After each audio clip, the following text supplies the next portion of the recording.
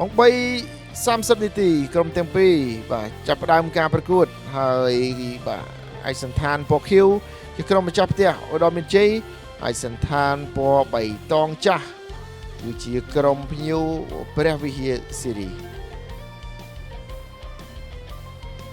លោកអញ្ញាកណ្ដាលរិទ្ធរដ្ឋានីបានផ្លុំកញ្ចែចាប់ផ្ដើមការប្រកួត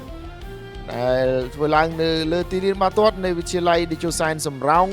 ខេត្តឧត្តរមានជ័យបាទចំណុចនេះបាទតូឡាវីតបាទព្យាយាមហើយក៏ទាត់តែមិនចំគោលដៅបន្តទៀតបាទបន្តត្រង់នេះជាថ្មីតូឡាវីតទាត់តែបាទមិនចំគោលដៅដូចគ្នា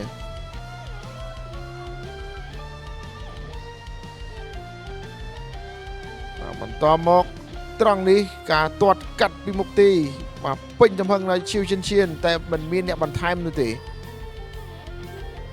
សុខេងគេបញ្ជូនទៅក៏ផ្ដួលខ្លួនទាត់មិនចំគោលដៅចំណុចនេះវិញការប៉ុនប៉ងពីចម្ងាយរបស់កីឡាករបាល់លេខ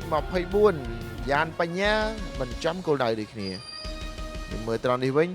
ការទាញហើយក៏ទាត់បាទចុងជើងបុកនឹងបង្គោលទីដោយកីឡាករលេខ11សំភក្តីការបញ្ជូនបន្តត្រង់នេះបាទធ្វើបានយ៉ាងល្អព្យាយាមប្រឹងទះហើយរត់ទៅខាងមុខការបាទបញ្ចប់ទី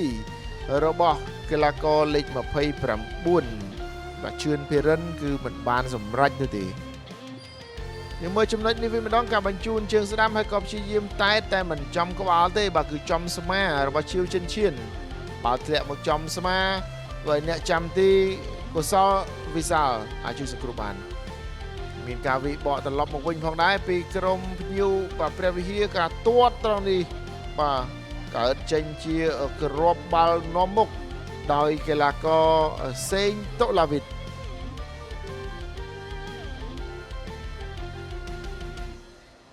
តូឡាវីតធ្វើបានយ៉ាងល្អតាមរយៈការទាត់នាំមុខឲ្យក្រុមភ្ញៀវព្រះវិហារស៊ីទី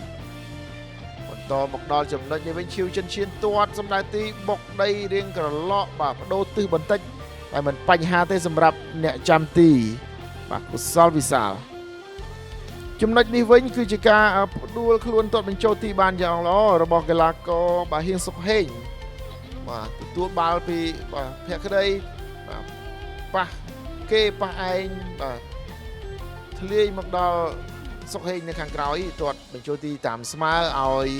បាទក្រុមម្ចាស់ផ្ទះឧត្តរមានជ័យ1-1បន្តមកទៀតគ្រាប់បាល់ដ៏ល្អត្រង់នេះហើយការបញ្ជូនទម្លាក់ផុតខ្សែការពារចំណែកឯអ្នកចាំទីចេញមកក៏ត្រូវជឿនភិរិនបាទទាញផុតនិងទាត់បញ្ចូលទីបានសម្រេច